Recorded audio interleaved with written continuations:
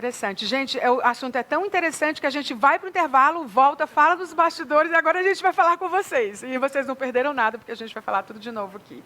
A Gabriele Mesquita, ela é mentora de carreiras. Ela é psicóloga, especialista em psicologia organizacional e em gestão de pessoas. Ela está fazendo um mestrado em gestão e negócios, né?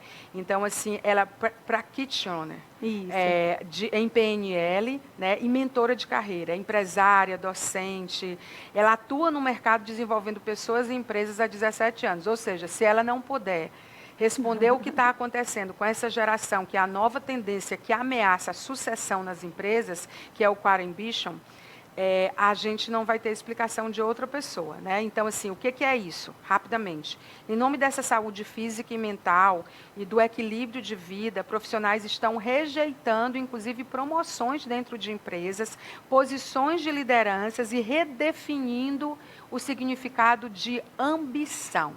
Então, a gente tem aí os baby boomers, tem, na verdade, o XYZ e o alfa. Né? A geração alfa, ele ainda não está com esse problema, ainda. E eu nem sei como ela vai lidar com isso, que são os nascidos de 2010 para cá.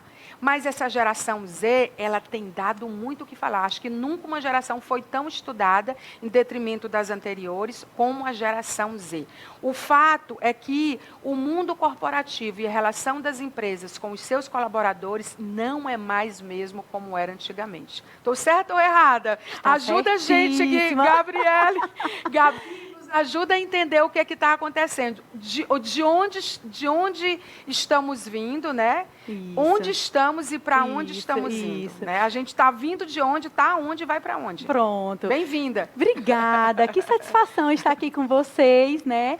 E realmente, Maia, se a gente for parar para pensar, toda nova era, né? Toda mudança, geração X para Y, Y para Z, há transformações, né?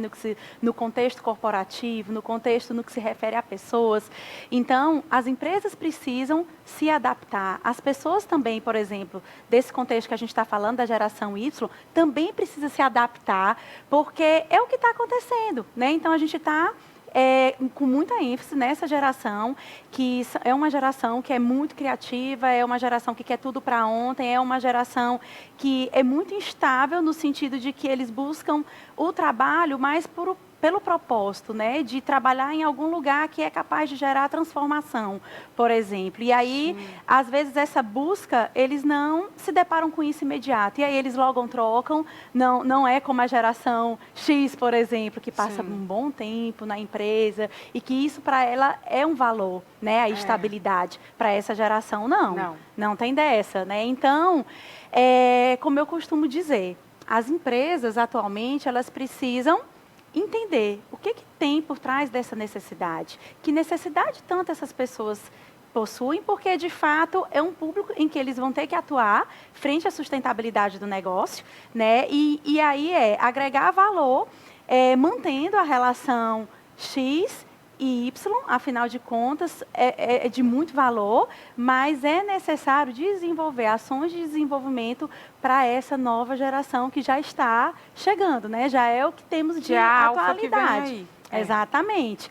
Então, eu costumo dizer que esse trabalho ele precisa ser feito desde o processo seletivo, Maia. O que acontece? Hoje, muitas empresas, infelizmente, ainda não dão valor à seleção como poderia ser dado. Né? Hoje tem empresas que não têm nenhuma identidade organizacional construída, que é a missão, a visão, os valores, o propósito do negócio. Né? E essa geração Y, elas trabalham pelo propósito, é isso que elas buscam. Né? Então, não é nem que, de repente, elas não queiram um cargo de gestão, um cargo de liderança, mas porque a ênfase no Core Ambition é porque, quando se fala em cargo de liderança, acaba que atrelando a sobrecarga de trabalho, a estresse, a pressão no trabalho. E isso a geração Y tá fora. Por quê? Porque eles querem flexibilidade, eles querem um lugar onde eles possam ter a liberdade de chegar, de sair, onde a hora de trabalho não é cronometrada, e sim o resultado a partir do trabalho deles, né? Então, é um processo de adaptação que deve ser feito dentro de todo esse contexto. É engraçado porque, assim, tem uma pesquisa recente que fala sobre a questão fator remuneração. fator financeiro ele sempre foi um divisor de águas. Sim, sim. Né? Porque tudo, ou praticamente tudo, gira em torno do dinheiro. E a gente está falando de trabalho. Então, aqui mostra que há uma lacuna de gênero entre os executivos de alto nível que poderia tornar ainda mais desafiador alcançar a paridade de funções de liderança. Então, assim, os homens têm maior probabilidade de mirar o alto escalão, 42%, do que as mulheres, 29%. A remuneração é o maior incentivo, com 71% dos colaboradores relatando que melhores salários poderiam, sim, ser um incentivo a eles serem gestores de pessoas, enfim, ocuparem posições. E 45% dizem melhores benefícios e 26% citam mais oportunidades de progressão de carreira. Então, assim, o que a gente vê com isso, e aí eu quero a tua ajuda, é que, assim, o equilíbrio positivo entre vida pessoal e vida profissional.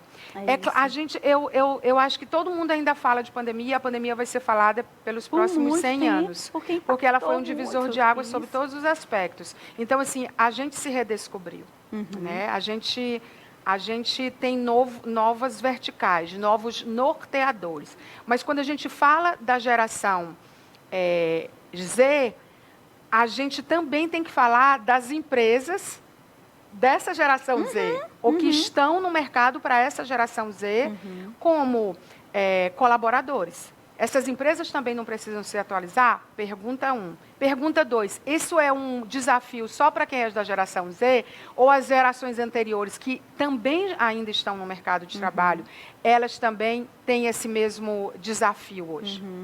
É isso mesmo. É o processo de adaptação de ambas as partes, né, Maia? Porque tem valores culturalmente da geração Y, ou X e Y, que quando se cruza, né, com esse imediatismo, com essa inovação, com essa disrupção da geração Z, é perfeito, né? Então, assim, é um processo de adaptação e que isso precisa ser trabalhado culturalmente. Precisa ser acelerado, porque essa pesquisa, ela mostra claramente que essa tendência está ameaçando a sucessão de líderes nas empresas. E aí a gente tem um problema enorme, né? Porque, infelizmente, muitas empresas não têm sucessores. Não. Né? E aí, quando a gente para pensar, quem é que pode ser o sucessor desses líderes, né, que estão atualmente nesses negócios? E aí, de fato, teria que ser potenciais sucessores, né, que provavelmente são pessoas que têm muita admiração pelo líder. E aí, quando a gente vai para o mundo dos negócios, a gente se depara com muita gente que não tem admiração pelas lideranças. Quem vai suceder os chefes atuais? Exatamente. Se eles não estão sendo formados e estimulados, porque tem uma geração também que está lá, que diz, não, eu não vou dar oportunidade, nem vou dar autonomia, senão ele toma meu lugar. Isso. Culturalmente, infelizmente, é assim. E aí a importância, né, Maia, de desenvolver essas lideranças com programas de treinamento, né? Porque a notícia boa é que tudo pode ser desenvolvido, é que tudo pode ser aprendido. Então, essas habilidades comportamentais ligadas à liderança, elas podem ser desenvolvidas. Culturalmente, você trabalhar esse processo de adaptação dessa nova era com essa era que já existe dentro da empresa, pode ser desenvolvida várias ações voltadas para isso. As empresas, elas podem promover programas voltados mais para a qualidade, saúde no trabalho, saúde mental, dentro dos negócios. Aí sim, aí o viés muda, porque não é só o trabalho não é só trabalhar para cumprir uma tarefa, não é só sobre um trabalho. Ali dentro existe um propósito, né? Existe um porquê. E as pessoas, elas estão mais suscetíveis a trabalhar por esse porquê, por esse propósito, sabe? Não mais para cumprir uma tarefa e receber um dinheiro no final do mês.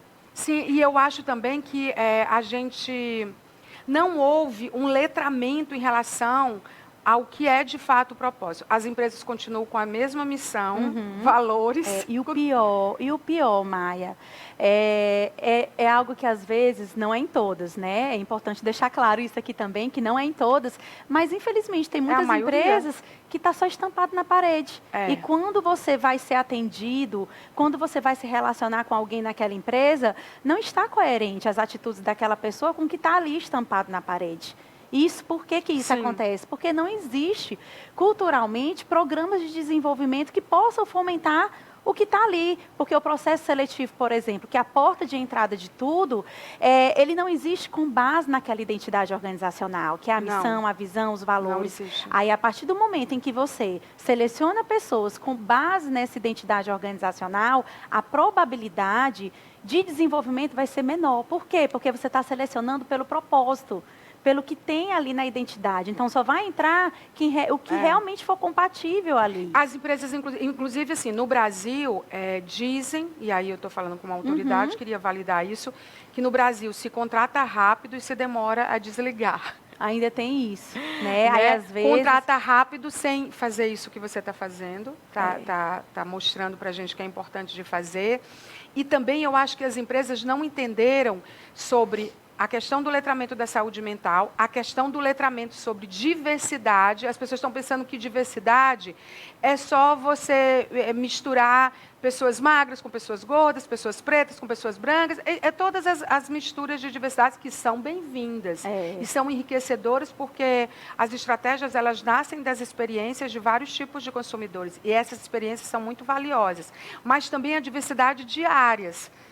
Por exemplo, eu vi uma empresa essa semana dizendo assim, mas essa pessoa não tem curso nessa área que é essa área, por exemplo, que é importante. A área de comunicação tem que ser só comunicação, marketing, jornalismo, publicidade. Por que um analista de sistema não pode trabalhar na comunicação? Por que um psicólogo, onde é que está escrito, não pode trabalhar na comunicação? Por que uma pessoa de letras não pode trabalhar na comunicação? Olha, e você trazendo isso, eu lembrei de um caso que aconteceu. A diversidade multidisciplinar, eu quis falar, resumindo. Excelente. Eu lembrei de um caso que aconteceu comigo, Maia, prestando serviço, inclusive no órgão público, né? E lá tinha uma profissional que diziam que ela não poderia atuar especificamente nessa área que eu queria, sendo que eu enxergava que ela tinha habilidade para aquilo. E ela tinha um cargo lá, técnico, e não pode. Eu, gente, mas qual o problema? Aí vamos fazer um teste? Vamos começar a fazer assim, e depois que eles verem o resultado, a gente vê como é que fica. Gente, ela está até hoje, e apaixonada, né? E se identificando cada vez mais com a área, né? Então, é o que está muito em alta, a questão do protagonismo. Né, Maia? Sim. Então, cada vez mais as lideranças, as empresas, elas precisam estimular esse protagonismo dentro dos negócios. E né? é uma cultura corporativa nova, porque às vezes é só o discurso, né?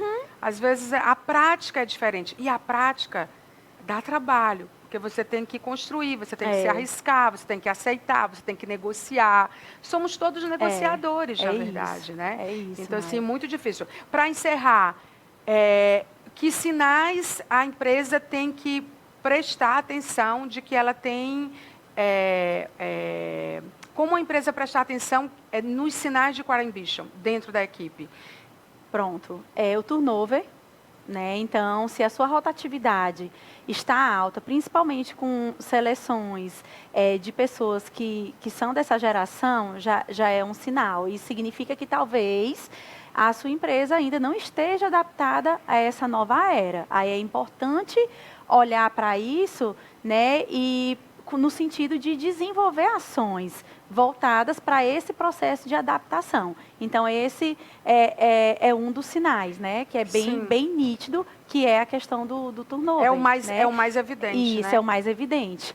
Fora isso, tem as reclamações, que também podem ser percebidas. O clima organizacional, né? Algumas áreas que contemplam essa parte do clima organizacional, dependendo de como for, também é possível perceber. Baixa produtividade dentro de determinadas áreas, também é possível perceber que também já pode ser algo aí que está sinalizando. Tem muitas coisas. Ou seja, a gente tem um longo caminho, mas eu acho que totalmente reversível. Eu acho que é só uma questão da gente despertar. E eu penso tão parecida com a Gabriele Mesquita, que eu vou ficar do lado dela. O Cleiton vai me matar, só para mostrar, ó, gente, olha. Os nossos looks. Gente, olha, a gente espelhando não só opiniões, mas looks também, né? Gente, eu amei essa coincidência, né? A minha só foi um pouquinho mais escura, né? Mas eu amei essa paleta de cores, sintonia total. Quando bate tudo, gente. Tipo assim, quando é sintonia total, a Gabi chegou aqui. aqui, eu falei, gente, é sobre isso. É sobre né? isso. Sobre sintonia. Então, na sua empresa, a sua sintonia não tem que ser na paleta de cor, como aqui foi, por uma coincidência, né? Uma feliz coincidência, né? Mas, assim, tem que ser você Conectado sintonizar. aos Você tem que valores, conectar os valores. Você tem que ouvir outras vozes. Você tem que misturar as pessoas. Você tem que dar autonomia. Gente, você tem que correr riscos. E fazer novas perguntas. Desenvolver pessoas. Ter consciência, né? E você responder uma perguntinha que ninguém responde. O que eu não estou fazendo? Né? Aí é uma metodologia que eu desenvolvi, depois eu vou te falar sobre ela. Massa, quero Chama saber O que já. eu não estou fazendo. Já quero saber. Sintonia total. Não, Já você quero sabe que saber. quando eu amo assim, eu viro best friend, amiga de infância. Já, de cara. Obrigada, viu, Gabriela? Eu A gente que agradeço, conversou Maia. com a Gabriele Mesquita, mentora de carreiras, que trouxe insights para a gente. A gente trouxe um tema que eu tenho certeza que você ou está vivendo como colaborador ou está vivendo como empreendedor. Né? Ou então conhece pessoas ou empresas que estão passando por isso que esse tema foi bem-vindo. Eu vou para um breve intervalo comercial, não saia daí que a gente vai falar no próximo bloco sobre um assunto super importante. Sim, o mundo está em guerra, né? Tem muitas guerras onde os adversários estão se retroalimentando, ou seja, é uma guerra aí, se já tem a de 70 anos, quase 100 anos, pode botar mais uns 20 anos aí. E elas estão cada vez mais escritas nas estrelas, essas guerras, nessa nova desordem mundial. O que fazer com os nossos recursos? Como é que a gente, num mundo tão confuso e caótico, a gente decide do que investir e o que fazer com o nosso dinheiro? A gente tem que ter esperança e continuar fazendo aquela regrinha de poupar pelo menos 10% do que eu ganho e investir onde? Fazer o quê? Dá para continuar fazendo planos? É o que a gente vai responder daqui a pouco com o consultor e planejador financeiro Fabrício Michel. Não saia daí, até já.